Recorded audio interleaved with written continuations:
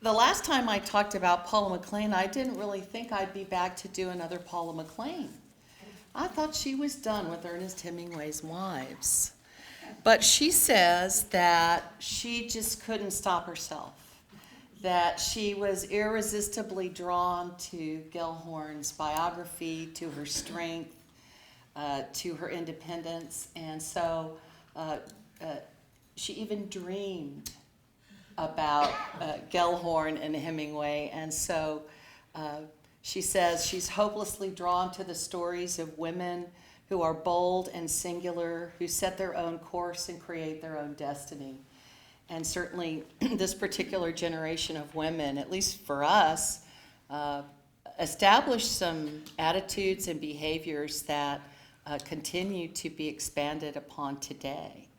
And so McLain says these are the women who survive the seemingly unsurvivable and somehow become themselves along the way. And I'm fascinated by McLain admitting that it was just a dream that really got her back to thinking about Gellhorn. And she was one of those women like Margaret Burke White and many others who were doing things that women had not customarily done, traveling the world and sitting themselves in the middle of a war zone to report on what they saw and heard and recognized was something pretty special, I think, and definitely not in the sort of traditional perspective that perhaps that generation was a little bit more used to.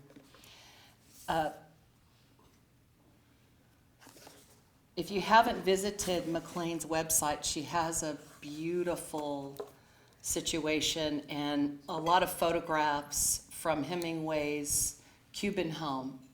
And so after you read the book, when you look at those photographs, you can think, well, she chose all the furniture, it's still there.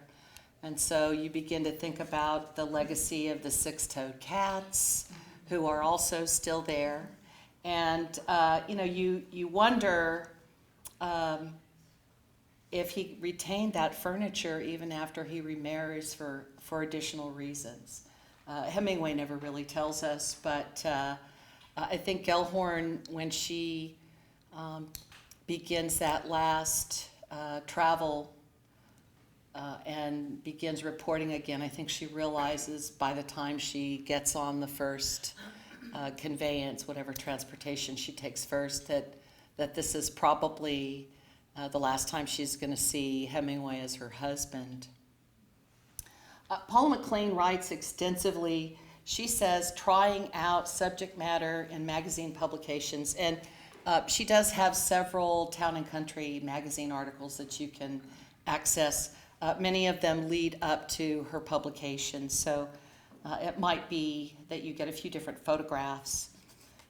With Martha Gellhorn, the heroine of Love and Ruin, as I've said, the character of that individual seems to have pursued McLain, and though she's familiar with Hemingway's third wife, she really overlooked her as a possibility for fiction writing just because she was readily recognized in her own time for her ambition and accomplishments, but also McLain didn't, again, think she would go back to Hemingway's life.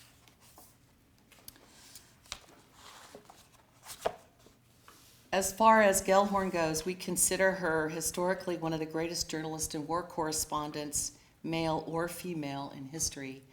And most journalists consider that still a very solid title for her. She has reported on virtually every major conflict of the 20th century, from the Spanish Civil War, when she was 28 years old, to the invasion of Panama, which she covered when she was 81.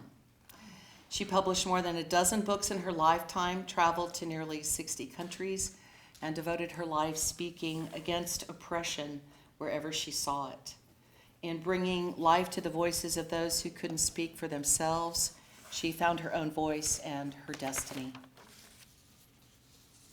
1978's Travels with Myself and Another Gellhorn's only volume of autobiography is published when Martha was 70. and centered on what she described as the best of my worst journeys. The book was turned down by 14 publishers before Alan Lane, who founded Penguin Books, offered her £5,000 for a 3-book deal. When the book was released, it hit a nerve and sold very well. It's been in print almost continually since then and is the best known and most loved of her 15 books. And so you can find them from about $2 and up in price. Gellhorn comes of age as a writer and as a woman in a very turbulent time in American history, and certainly in European history as nations tumble toward the Second World War. She sees the effects of authoritarianism, and she's drawn to report on it. She seems one of the bravest, most inspiring women ever, and McLain admits this. She writes that if her life has somehow escaped our collective consciousness before now, this is the time to set the record straight. And she says, I can't wait for you to meet her, to know her, the incandescent, one-of-a-kind Martha Gellhorn. So if McLain is still writing in this way about a character that she probably put to bed 2 years ago, given the publication process, that's a really strong connection and an enduring one.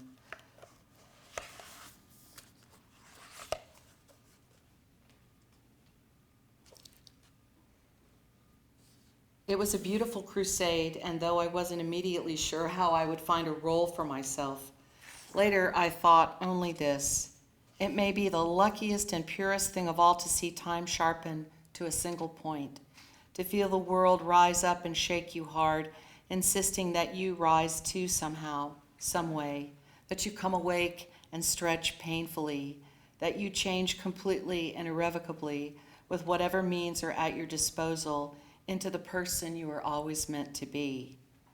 For me, the war in Spain will always shine with the light of hard-won transformation. It was like falling in love or looking up into the sky to see a burning arrow which screamed to be followed. It was that simple and complicated all at once.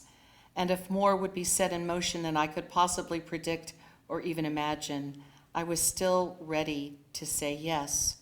There wasn't any choice to be made in the end. I would have to go into it with my eyes wide open and my hands open too, willing to pay the price. Last night I taught a class and we were talking about Edgar Allan Poe. And together we read The Pit and the Pendulum. And the students had not realized that Poe used the personal pronoun I to such an extent. We really think about a distance between the narrator and the characters, and that's where Poe really shakes up the literary world. He begins writing in the I active voice, and so that's an innovation that we still look at today, and certainly McLain does a beautiful job with it, and I think kind of draws you into the character of Martha Gellhorn in the way that she's created here for us. And you feel like you're reading a friend's journal or something. And I was always eager, if I put the book down, to take a break or do something like, I don't know, grade papers. I wanted to continue reading the book. I think that the story of her life, of the conflicts and contradictions that she faces, even as a young person, she's definitely not deprived, and she has many advantages that others don't have, but she also feels things in a way and reflects them. Maybe we don't realize how deeply until we read what McLain does with her. She writes about being at odds with her father, and then he's in ill health, and she doesn't realize just the extent of that.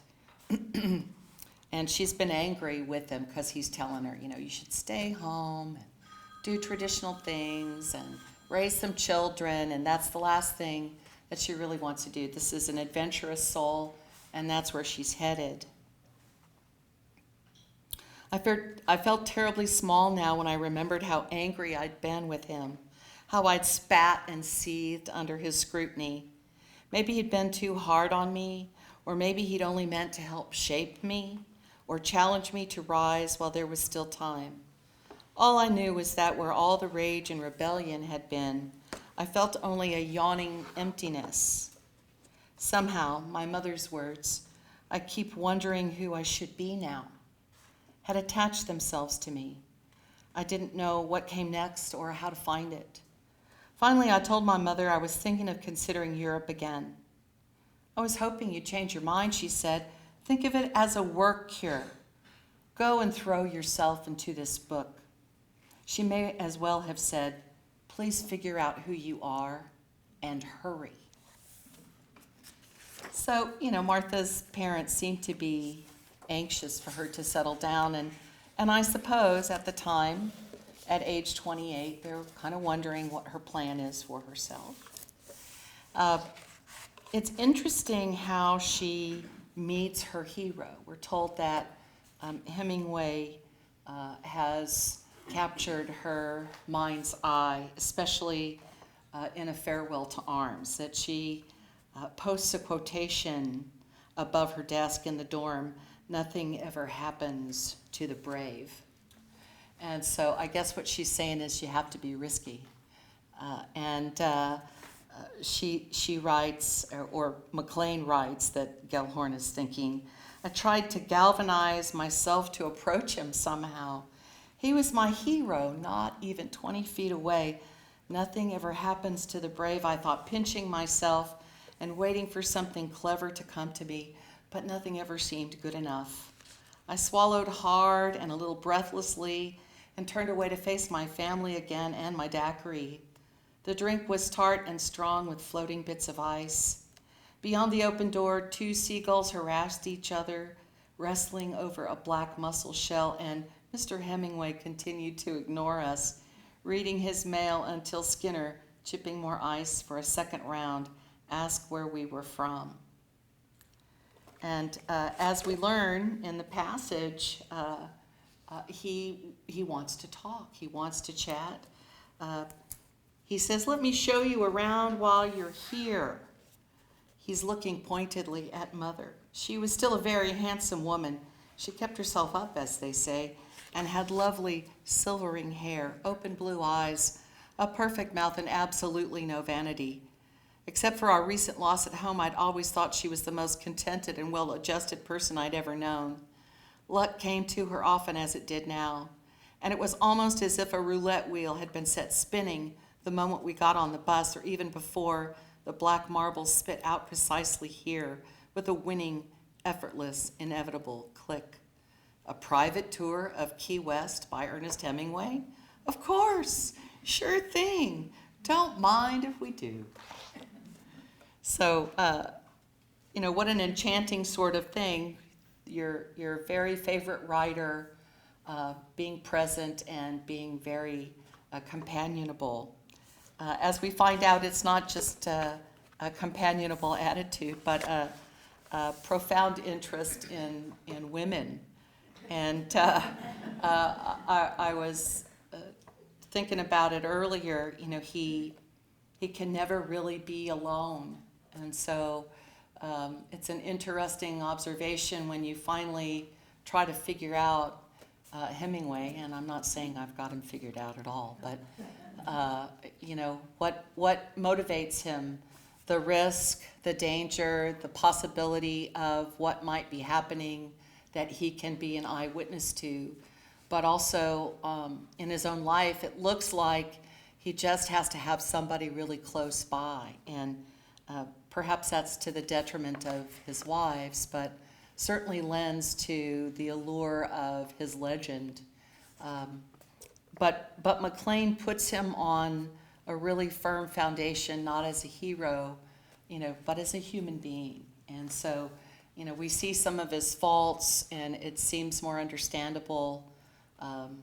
He's a little bit more 360 than just that fella who accumulates publications and has great biographies written about him. I think that's one of the things that McLain does very well. And she's an extraordinarily well-educated person, a college professor in her own right. And so it would stand to reason that she would go to the farthest extent to really gather information, to look at newspaper clippings, magazine clippings, and so on, just to be sure that what she's providing for her readers is as accurate as she can be. She eventually becomes a special correspondent.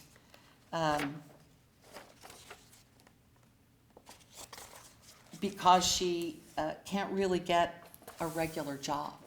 And so Hemingway kind of coaches her. This is what you need to try. This is what you need to do. She says, Collier's has named me special correspondent. It works utterly if special means fraudulent, but I don't care. Beggars can't be choosers. So he gives her a way to put her foot in the door. It doesn't matter what's in the damn letter, Ernest said. He sat across from me, his shoulders square with the top of the banquette. They seemed to balance his whole side of the room. You found a magazine to claim you. That's the main thing. What about the fare?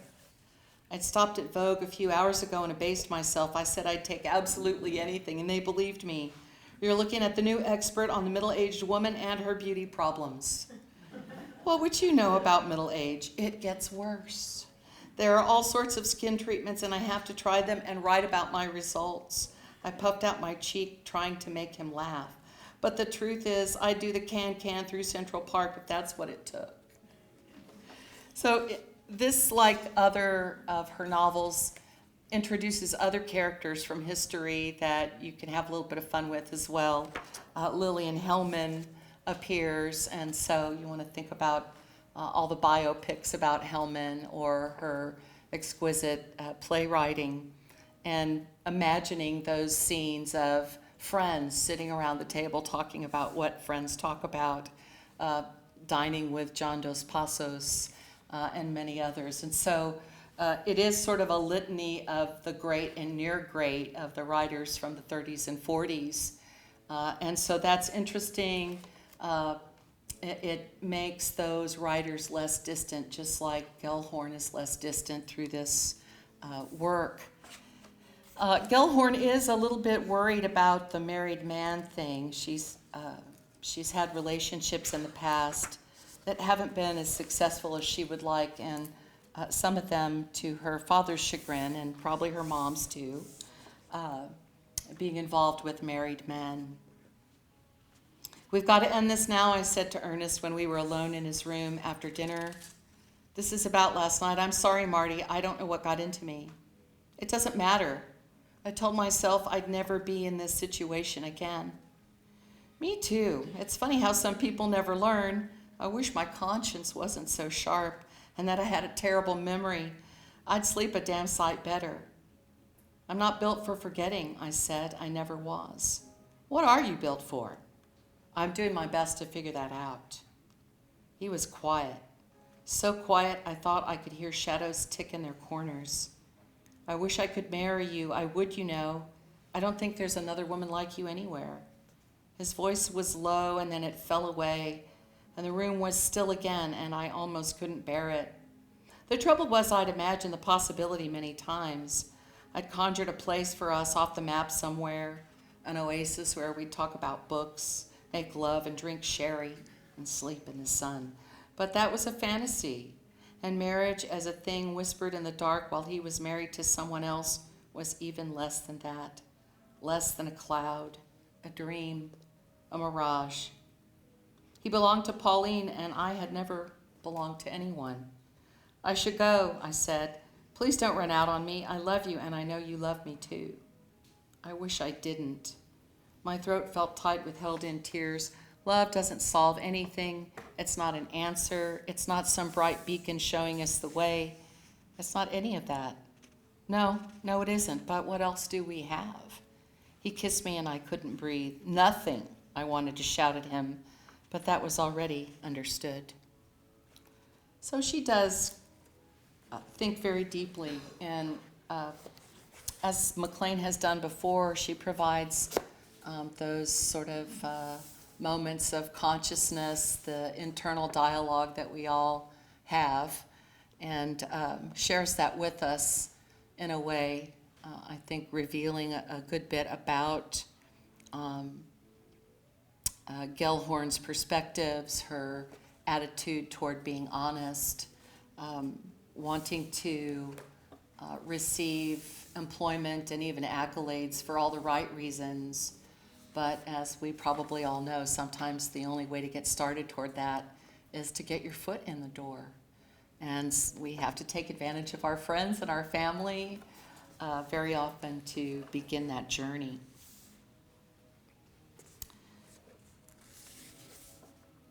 As they ready to move into Cuba, it looks like a fabulous adventure.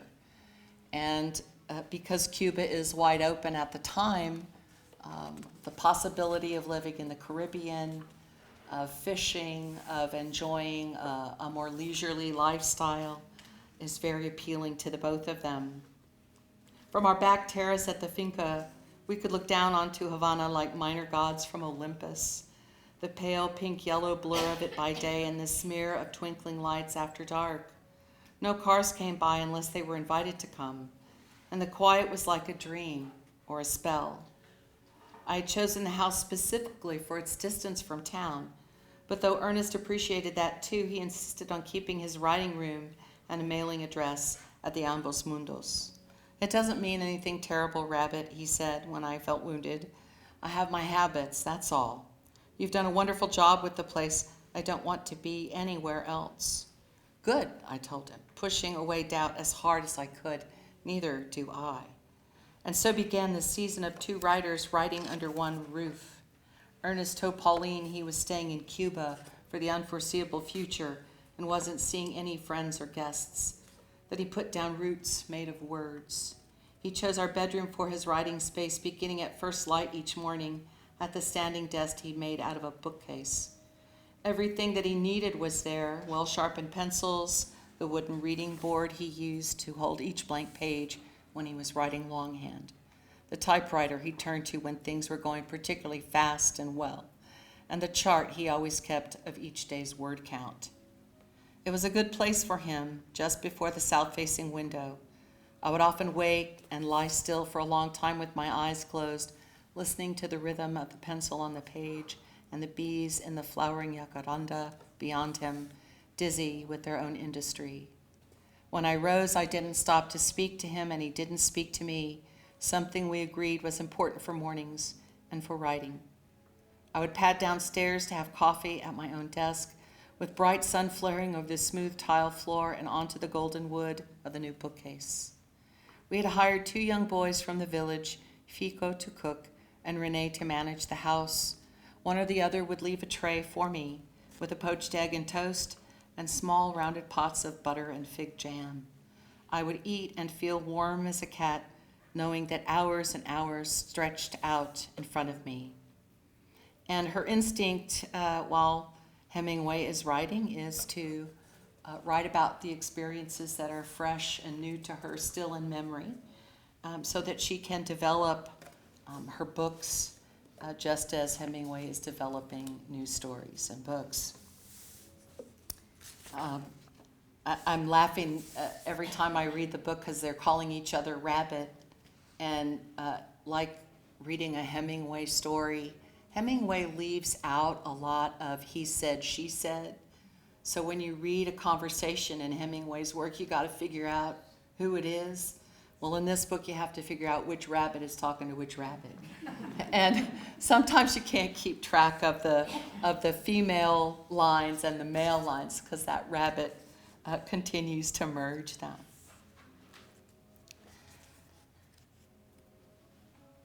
With the idea of paradise, and Cuba being that paradise where they both write, she is in both a fantasy and a reality, and she knows it.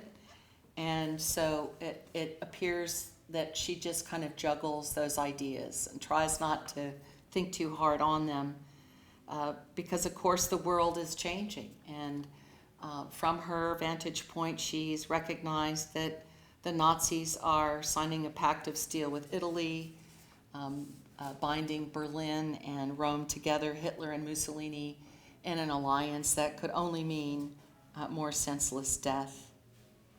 Paradise was always fragile, and that was its very nature. But we were still here inside it for a moment, weren't we? I turned to see Ernest. He stood before the fire with his back to me, and as he waved his arms wildly in some story, the flames rose and curled, licking past him, climbing higher and higher. Eventually, they have to deal with Hemingway's first wife, and certainly with the children, who are, in this book, very generous with Gellhorn in terms of their reliance on the family, but that they accept her as one of the crowd. And I don't know that it was as easy as this book suggests, but maybe it was. Maybe part of her extraordinary character is that she didn't make the children feel like she was an enemy of their mother. And we'll see how that works out, maybe. So as we move through the book, when we get to about part 5, 1940, 1941, they begin to have to deal with reality, and obviously Paradise is a little bit fractured at this point. She could put me out of business if she wanted to, Ernest said of Pauline. We were still waiting for her to agree to the terms of the divorce and wondering if she could stall for months or even years to spite us. In the meantime, she'd sent the boys off to boarding school and shuttered the Key West house to be in New York with her sister. Jenny has too much influence over Pauline and always had. Things could get a lot worse now before they get any better. Let's try to be optimistic, I told him.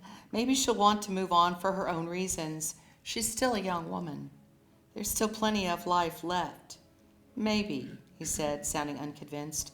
In the meantime, I'm going to put everything I have into this book. I'm going to write so well that all the other books will seem small in comparison. That's the kind of optimism I can get behind. I understood the way he leaned on his work in the face of uncertainty. I was doing exactly that as I waited for a stricken field to finally land in the world, with its dedication to Ernest and all my hopes and wishes for a lasting career as a novelist tucked inside its pages, written invisibly in all the spaces between the words. But from the moment the first notices began to roll in, I crumbled. The story was too much like reporting, the critics said, too factual and journalistic and not imaginative enough. Marianne Hauser at the Saturday Review went so far as to call my heroine, Mary Douglas, more noble than real. She couldn't have hurt me more if she'd said the same about me to my face. I wonder if they know how deeply we take all this stuff, I said to Ernest, the latest notice in my hand, a hard, acrid lump resting just below my rib cage. There was Mrs. Roosevelt's piece. That was positive. It had been lovely, in fact.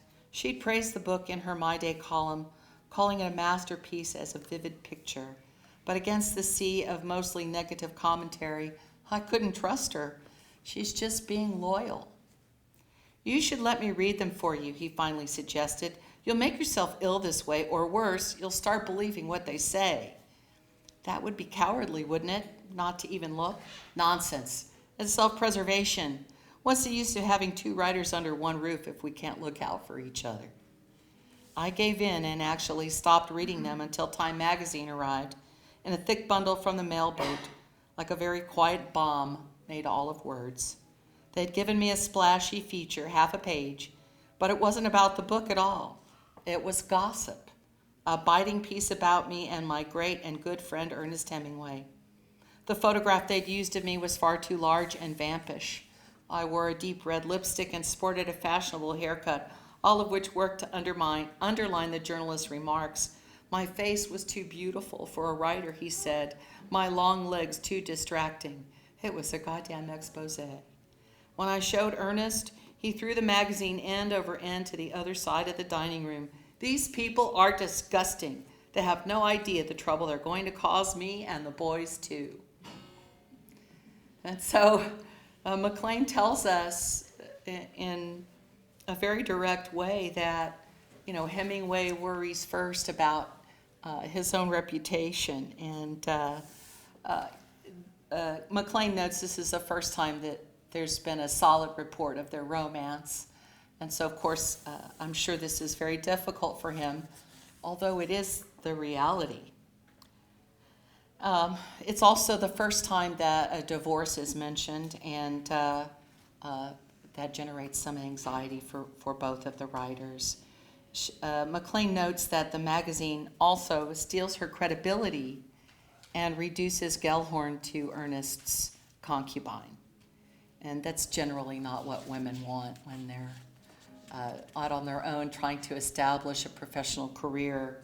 And so that criticism burns her temperament pretty extensively.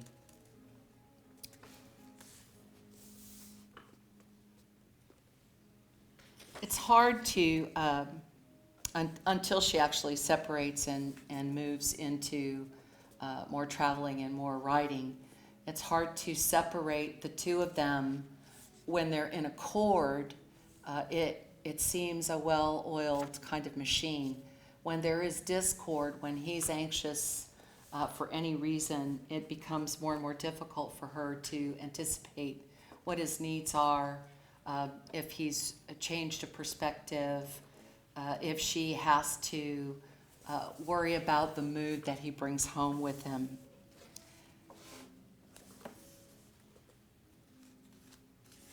She continues working very diligently to establish herself as a novelist. Here we are. And to balance out his own terrible reviews, which he takes very drastically to heart in just the same way that Gellhorn does. It's nice that they don't happen at the same time. Even the worst reviews can't take your book from you, can they? Well, it's worse, actually. You start off by being so hopeful and so full of faith, but the clips come in and they whittle away at you. At first, you disagree with them, or you feel angry. But little by little, you begin to believe every terrible thing you read and forget whatever you liked about the work. And then your faith is gone. No one has to take your book. You give it away. Oh, sweetheart. Her look was soft. Ernest has had some terrible reviews too, years worth of them. And yet he goes on. Have you asked his advice? I'm not sure he remembers anymore what it feels like to be at the bottom this way. There isn't a more successful writer in the world right now, and it doesn't matter that he hasn't written a word since. He could rest on this one for years and years. That would give anyone amnesia, I suppose, but I know he wants you to succeed. He does. It used to be simpler, though. We used to feel like a team. I think that's what I'm missing most. I don't know how to get back to that place. It might already be too late. Concern moved over her face like a raft of clouds crossing a blue, blue sky. Is there anything I can do? Tell me. It will all be fine. It will all be fine, she said. Oh, Marty, I hope it will.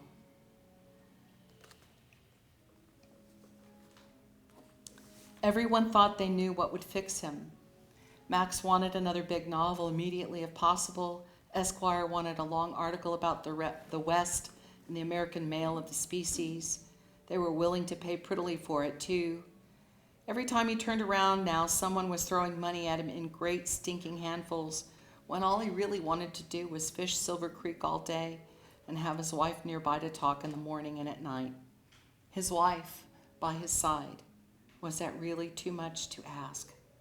He had seen her independence from the first, but in fact he had liked how strong she was and how brave in Spain. But that was war. Once they'd settled in and built a life together, she seemed to love it as much as he did. She'd found the house, he hadn't. She'd pushed for all the work and repairs. She'd made a home out of nearly nothing and made him as happy as he'd ever been. So now he trusted and believed in what they were doing. Two writers writing under one roof. She'd wanted it too, and reached for it. So why now did she seem only to feel strangled and ready to bolt like a racehorse? The St. Louis trip to see her mother made no sense at all when Sun Valley had been planned months and months before. It was their place together, and he was here alone. At last the weather was fine and the fishing would be good. He knew this river well, and it was always better when you did. If you had a map for this fork or that bend or shallow pool in your mind and then returned, the memory of the place and the actual moment merged to form a sharper etching, a deeper map, and also worked to cement you more into your own life. Marty had said they'd seen it all, this place, but that wasn't true. You could never see everything of any place, nor anyone, but the trying of it made all the difference and made you who you were, maybe. He put his rod case on the bank, settled his fly book in his pocket, and waded into the stream. The water was a notch above 50 degrees, he guessed, and was a good kind of cold against his legs as he felt his way forward with the current, the creek rising around him. Just upstream, a big trout broke the surface, feeding, and came down splashing a bright prism of water droplets. He didn't need to go after that one. The creek was full of them, bigger ones too, and the day was fine, and he was happy in every way. He released his line and let it run out completely in an arc, making the corrections in the air so it dropped just where he thought it should. He'd always enjoyed knowing how to do a thing well.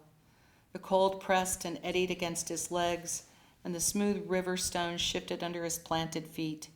And downstream, just under his line, a big fish was rising to the surface like a secret, every possible color along its rippling flesh. If he let the rest go, this moment felt as good as anything he knew. But could he? Could he manage the thing inside him? That was the real question. He kept wanting to bring Marty closer, feeling worried that he could lose her. But the problem wasn't that she didn't love him enough. No, the problem was he loved her too much. The American male of the species, indeed, he thought, that was rich. But this creek was perfectly itself. Each fork and tributary had a name, and the ones he hadn't learned yet he meant to. He meant to learn the silver again and again, one cutthroat at a time, making notes in his fishing log to build his map. If everything else went south, he would have that tucked away safely. He would know where he'd been, where he was going, because they were the same thing. So this book has some third-person narration in it, and McLain does that more frequently, I think, than the other books. I didn't go back and count pages or anything. It just seems more consistent in this book. And so you have Gellhorn as narrator, and then also this sort of third-person step-back observant narrator, and all of that in italics. So even though they've had this lovely fantasy, even though he believes that he is really connected to Martha Gellhorn, it's also scary for him that she is as deep, as independent, as skilled as she is. And so that little slice of competition perhaps is the death knell for their relationship.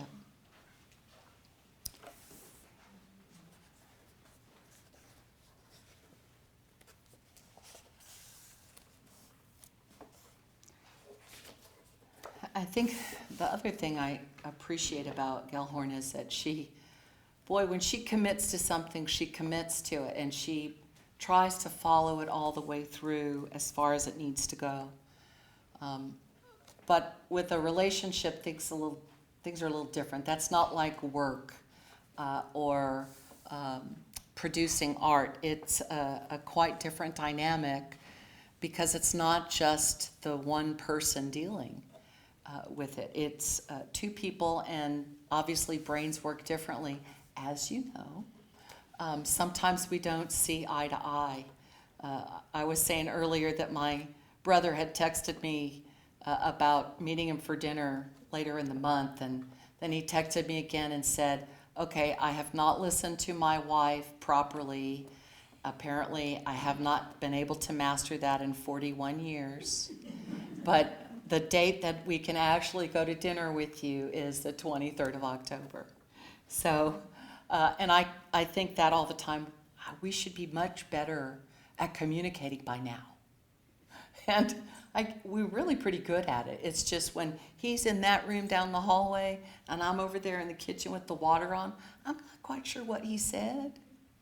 So I don't know what I'm agreeing to. But I imagine y'all are all in that boat too. Yes, dear.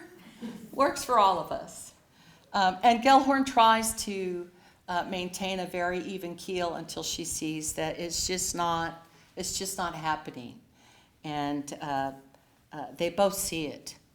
Over the next few days, Ernest and I tiptoed around each other, keeping our interactions brief and light and cool and civilized for the boys. It was Christmas after all, but I couldn't help but feel saddened and defeated by the effort. It shouldn't be so hard to be kind, I thought, particularly to the person you're supposed to care about more than anything. People, as I'd told Patrick, were complicated, and so was love itself. In fact, it was more and more complicated all the time. I decided to go to St. Louis to visit my mother and get a small respite. I'm just so tired, I told her when I arrived. I want to pull the blankets up over my eyes and not think for a bit. Of course, darling, take all the time you need. I should tell you, though, that Ernest has rung twice. He doesn't sound very well. No, he's not well. I don't understand. Oh, Mother, honestly, where did we go? The next day I phoned the finca and got Ernest on the first ring. We didn't speak long. International calls were incredibly dear then, and there was little to say. He was sorry and I was sorry, and we would try to be better for each other when I returned home in January. In the meantime, he would enjoy the boys, and I would rest and work on my novel, which I brought with me. This is such a beautiful book you're writing, and you're beautiful. You're the most beautiful woman I've ever known, and I'm going to learn how to do right by you. I haven't loved you well or strong enough. I see that.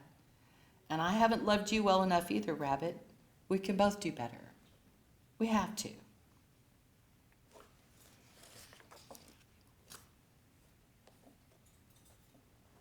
So that section's called Breaking the Truce. And from here, we get a little bit more involved in World War II.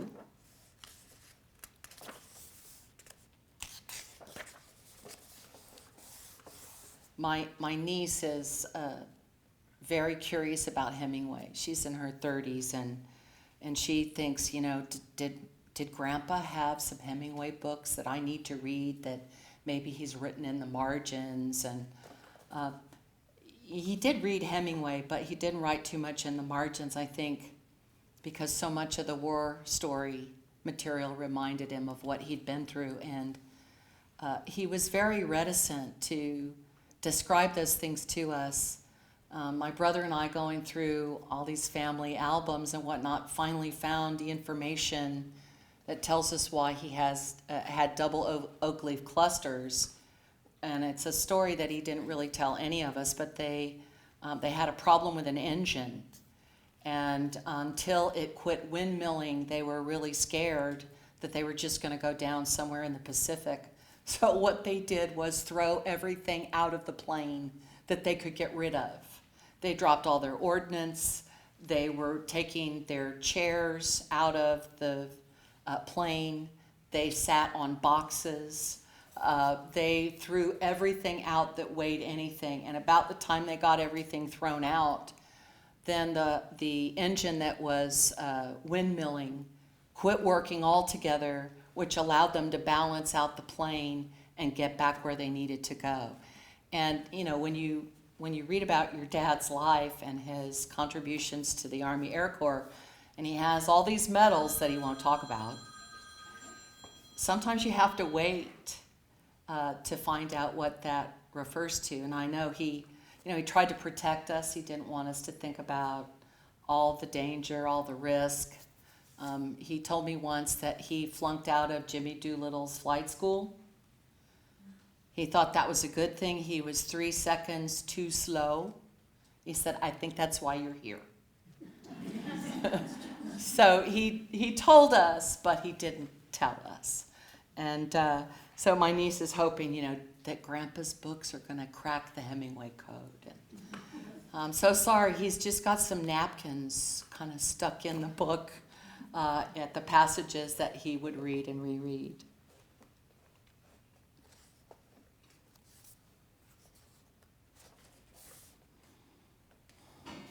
I had long feared that Bumby would be drafted, but that wasn't what happened.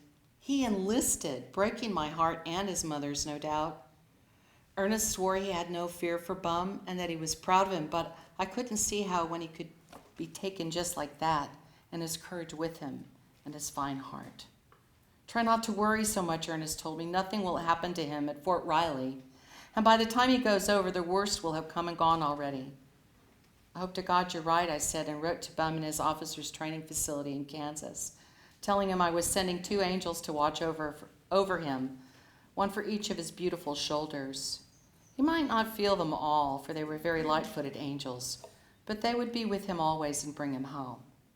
And when he did come back, we would walk under the fruit trees at the finca and talk about everything just as we always had, because there was nothing better than talking with a good friend. I posted the letter and then, to keep from fretting, tried to get the house ready for Ernest's 44th birthday, and myself as well. I'd let my hair go something awful in my body, too. I began to watch my weight again, bronzing myself from head to toe and slathering myself with lotions and creams and unguents. It was right in the midst of all this preening and primping that I heard from Charles Colbott at Collier's. The Allies had begun bombing Rome and were hoping for a surrender from Italy. There was also a whisper that we would take France soon. I was intrigued and full of questions. I thought there was a sanction against women at the front, I told Colball. That's still true. You wouldn't have formal military accreditation, but if you launched at England first, then made your way to Italy and France, we know you'd find some good stories. You always do. We can stake you 3 months of expenses. After we rang off, I stood there a long time, looking at the phone and feeling powerfully moved by Colball's faith in me. This war was the most terrifying thing the world had ever seen. Who knew how any of us would survive it? Who knew what to do at all except cling tightly to those we loved and hope? But there was something else, too. I could write about it. Collier's had an audience of 10 million readers now, and they could all see what I saw if I gathered the nerve to plunge over. This was a rare chance. How could I not take it? When Ernest finally arrived home, he had a coal-black beard and a singed nose that was peeling. I folded him up in my arms and kissed him a dozen times. For 2 solid days, we only left the bedroom to go to the pool and the pool to crawl to our deck chairs. The cat sprawled beside us, lanky and at ease, Boise with his purr that was entirely silent, friendless on her back, flicking her tail. I wish it was always this easy, I said. It's easy enough right now, isn't it? The light was behind the trees, making them look cut out, carved painstakingly, and leaned very gently against the sky. I looked and looked at them, thinking, would I be as thrilled by the idea of going off to war if I didn't have Ernest and the finca waiting for me? And would I be truly content here if I couldn't also go away sometimes and do my work? The questions hung there for only a moment, their answers obvious. I didn't want to lose anything I had. I also didn't know how to move forward without risking everything. So she knows that she's sort of between a rock and a hard place, and the unknowns are counting up. She feels him kind of pulling away from her, and I believe she regrets it. But that doesn't stop her from trying to do what she needs to do for herself. And she writes really quite beautifully about it.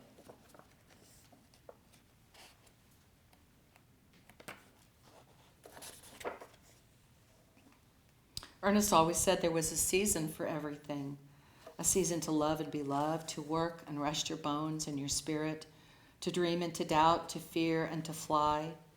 What season was this then, if not one of ruin, of utter defeat? For 7 years, Ernest had not been so much in my heart and mind as in my very blood cells, and now I would have to learn to live without him. How? Where could one learn to do that kind of amputation and walk away alive and still be the same person? For years now, the Allies had been preparing for the invasion of France, Operation Overlord, D-Day. More than 2.5 million men were awaiting deployment in Britain for the surprise attack across the English Channel. Hundreds and hundreds of journalists and photographers were poised to, everyone jockeying for a place at the vanguard. Ernest would be going on the Dorothea Dix, I heard, but there were only so many spaces aboard ships and assault craft, and certainly no room for a second-string reporter like myself with no official credentials. So I stayed behind in London with all the other unlucky correspondents, waiting for news that the invasion had begun. The moment had been so long in coming, I think we were all afraid to exhale or move or hope. We had all been briefed, so we knew what was set to happen down to the last second, and we stood there, watching the clock all together and knowing nothing would ever be the same after the attack was launched, and that reporters and novelists and historians would be telling the story for 100 or 200 years, and it was happening now. I slept on the floor that night, using my arm as a pillow. It was luck alone that no one discovered me there. At dawn, though I felt green as I could be, I got brave enough to let myself out of the small prison. On deck, no one questioned me. Too much else was happening. We'd come all the way through the mine-filled channel and were now sitting below the high yellow-green cliffs of Normandy, surrounded by more ships than I'd ever seen in my life, nor ever knew existed. Thousands upon thousands of them made up the Armada, massive destroyers and transport vessels and battleships, small snub-nosed boats and cement barges and ducks carried troops to the beaches, which were alive with pure chaos. Once they made the beach, there were 200 yards or more of open ground to survive, and then the cliffs. Overhead, the sky was a thick and billowing gray veil, billowing gray veils strung through with thousands of planes. There had never been anything like it, nor would there ever be. It turned out the vessel I'd stowed away on was the first hospital ship to make it over. The wounded began arriving almost immediately, and I found it didn't really matter how I'd come to that place. Now my hands were needed. Every hand was. I became a stretcher bearer and bandage bearer. I lit cigarettes, made beds, poured coffee, took messages from one man to another. They were each of them incredible to me, but I couldn't stop long enough to admire them. There was too much to do. Later that night, when I had already had thick blisters on my hands and feet, I loaded into a cement ambulance barge with a handful of doctors and medics, crashing through the surf and around floating mines lit up by a flashing strobe. Soon I would know we'd landed on the American sector of Omaha Beach, but for the moment there was only horror and chaos. We bumped through severed limbs and the bloated forms of the drowned. Artillery fire shattered the air in every direction. Planes roared over us so close my skull vibrated, but there wasn't even time to wonder whose side they were on. So she is definitely in the thick of things. And this from the epilogue. The morning after Omaha Beach, I was discovered and arrested for crossing into a war zone without any authority or permission. The military police took away my travel papers and packed me off to London. On the way, I started writing the pieces I'd sent to Collier's, but also couldn't keep from fuming.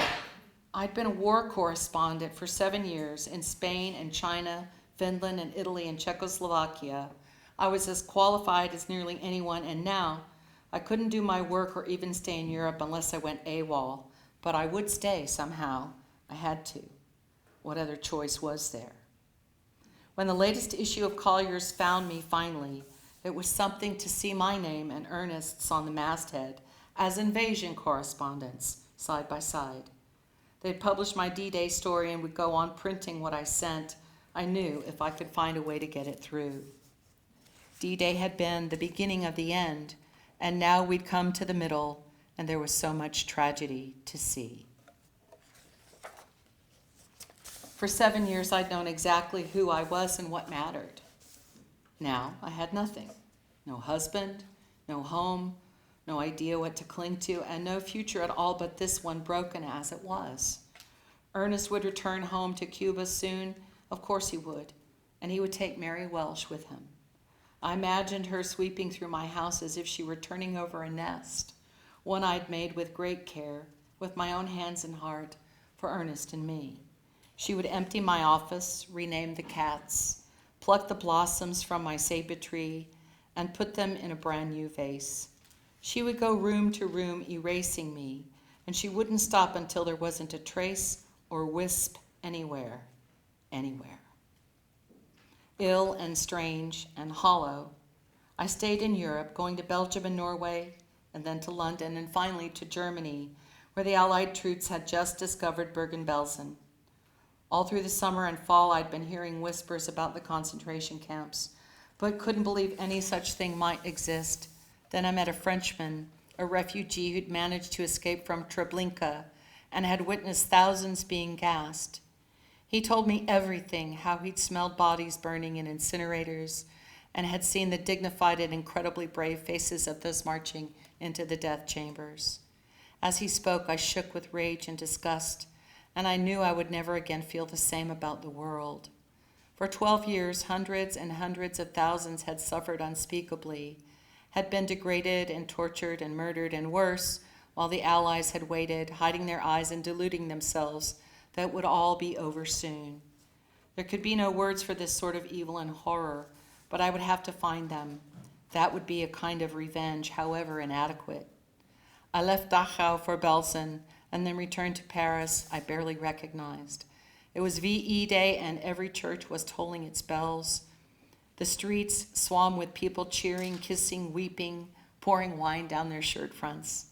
I pushed my way through the bodies until I reached the Hotel Scribe and found the first correspondent I knew and cried in his arms until I was spent. We stayed up late talking of what we've seen, and then he went off to sleep and I took out my notebook and pencils and began to work. It was harder than I imagined to read my notes, and harder still to look back at the last months of my life and feel what had happened and know it fully. When Ernest crossed my mind, I tried to dive back into the sentences in front of me.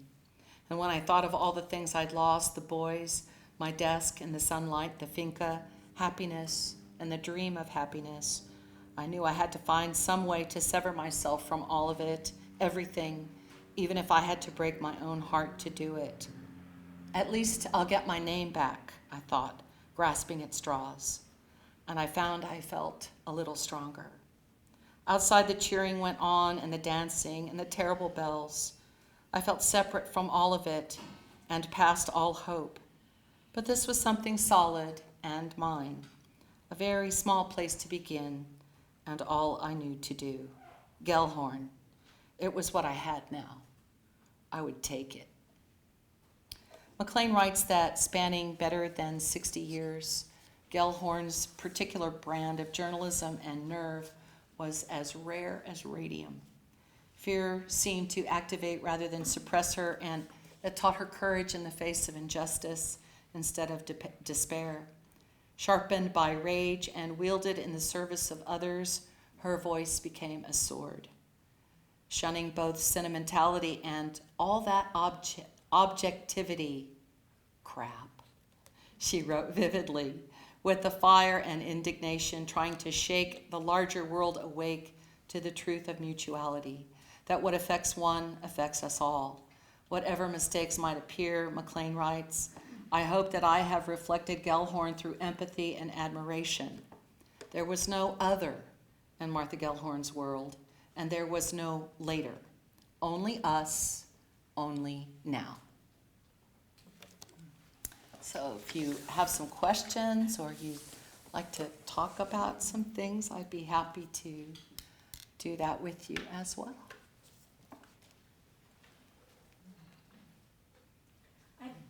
I'll make a comment. I'll ask a question. I don't know if you all have read McLain's first book, or her book, The Paris Wife, about Hadley Richardson, McLain's first wife. But it was I had previously read that, and Martha Gellhorn seemed a completely different personality than Hadley, who played the much more traditional wife role and much more almost a needy character.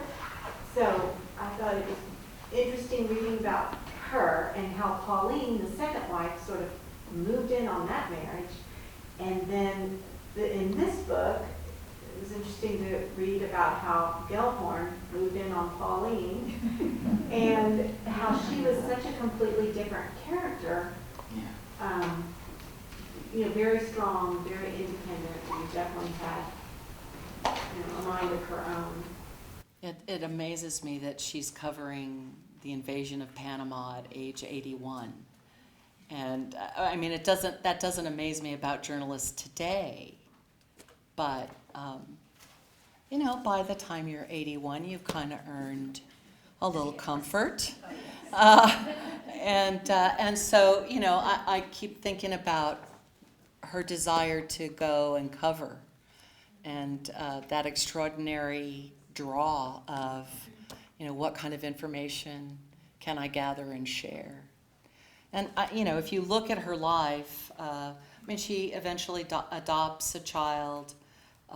She does a good number of things that determined women do, but she really doesn't have another profound relationship with an equal. And she just remains a firebrand, one who writes about what is going on in other places in the world that we don't have a chance to see. It's a really striking difference between, Hadley and this one. Because Hadley's waiting at home and, let me make you some dinner, dear. And Gellhorn said, well, there's food in the kitchen and I've got to write. See ya. Yes, ma'am. But with Hemingway, there had to always be sunshine on his life. So whether the woman was more compliant in traditional roles or like Marty, the sun was always shining from that relationship. And when it didn't shine enough, he needed sunshine. And Yes. so he'd sit down in the bar and be surrounded by people and talk all the time, but he was the center. So those packets that say, plant only in full sun, he had to feel that he was in full sun. Yeah, I think you're right.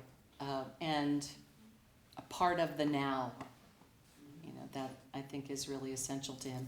And it's essential to her too, but she has a different need to be in the now, to cover, to write, to be exposed. And I think he uses that a little bit differently. But this is also a book that really addresses his periods of depression as well, refers to some of the descriptions his family members provided to Gellhorn.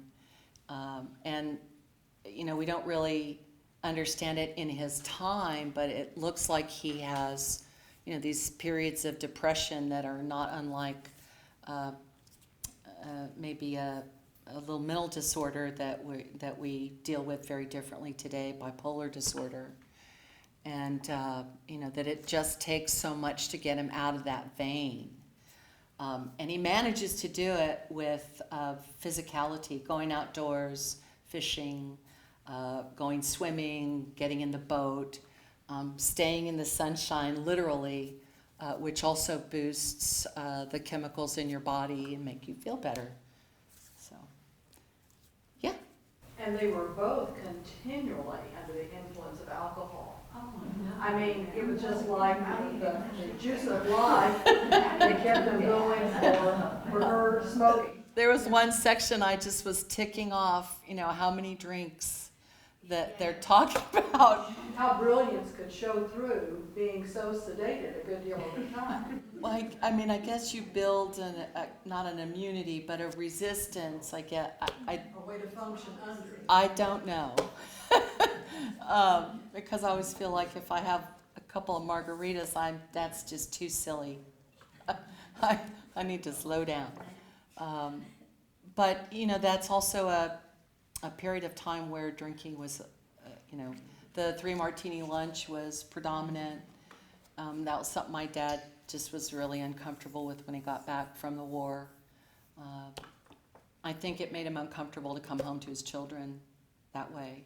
Not that he had a problem with, a highball on Friday night, but if he was,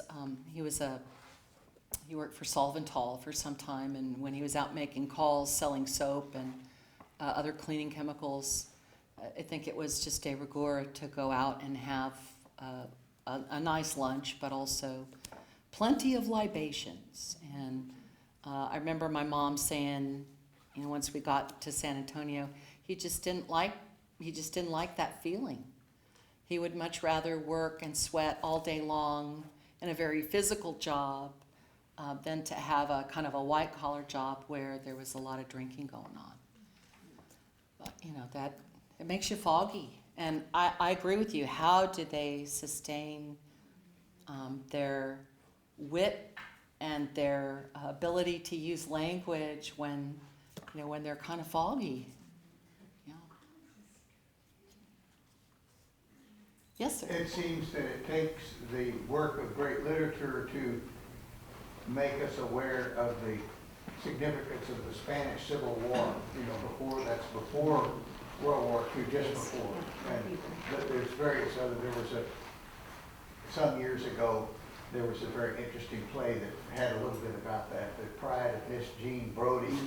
But then there's Hemingway, and then her book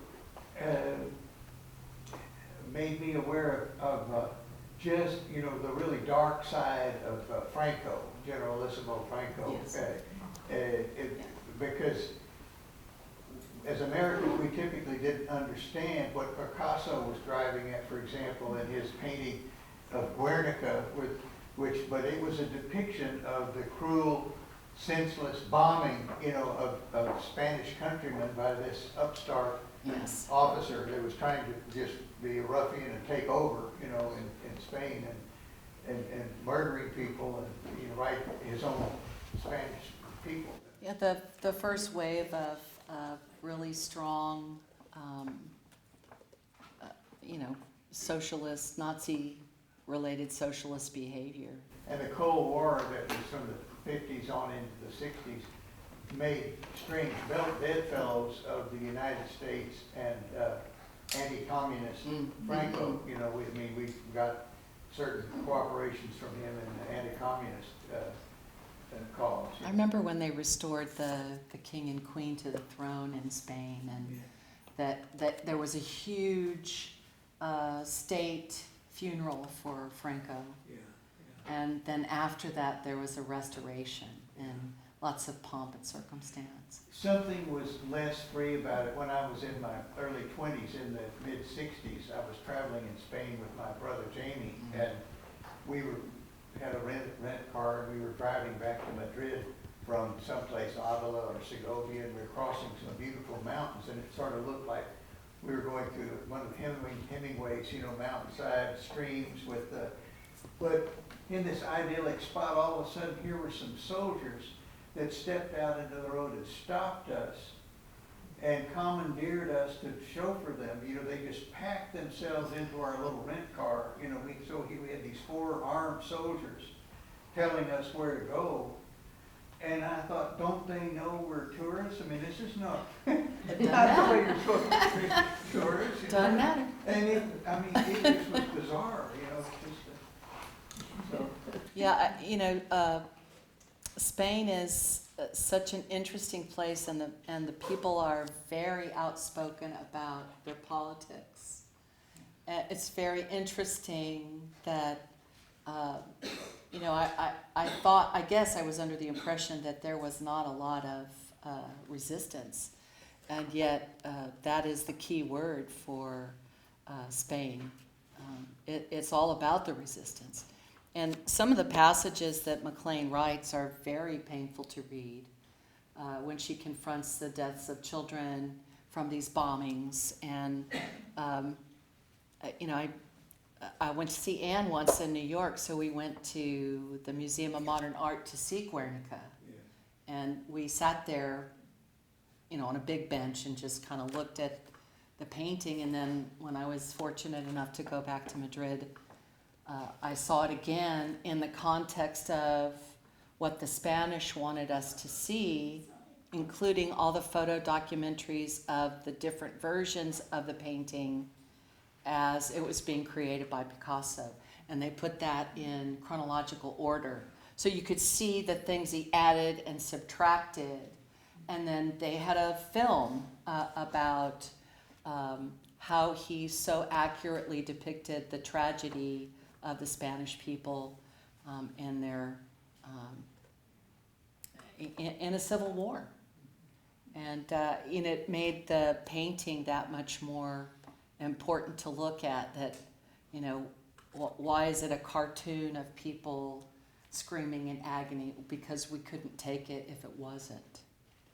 And you begin to learn from the artist the very reprehensible things that happen, and they're in this sort of new form of art, but it makes it very palatable as you look at it. But imagine that. People and animals, that Guernica has this Yes. horse, Yes, the horse in agony, yes. And because, how do people earn their livings? Most of the Spanish outside of the cities are very much agricultural people. It's a very beautiful country. It's really beautiful. A little dry. Anybody else want to make an observation about McLain's work or comment on the war history? We do have a lot of war history here, and she does clarify some things for readers who perhaps may be unfamiliar about the work of the Americans in World War II and the resistance that's built up in Spain during the Spanish Civil War. The idea that so many international people joined in that action. Americans, French, there were all sorts of people really intrinsically involved. So what I neglected to do, I'm sorry. No, it was I was not familiar with her, with Martha. I don't know what we did before Google, but it's very interesting to Google about her, and there's so much about her history and her writing. I mean, she's not unlike Beryl Markham. You just have to change continents. But we've looked at some really strong female characters, and even Pauline is very strong in a traditional way. And I don't know what she's going to write next. I'm looking forward to that. Maybe y'all will call me. And I have the other book, the library book that I'm working with for the next presentation, and it's pretty interesting. But I know y'all aren't book lovers at all, so. But it's kind of a different approach. It's like a biography of the library, if you will. And it makes the library come alive as a character. Of course, I always thought that a library was alive anyway, but, I'm a book reader. I've been carrying books around since I was a really little kid.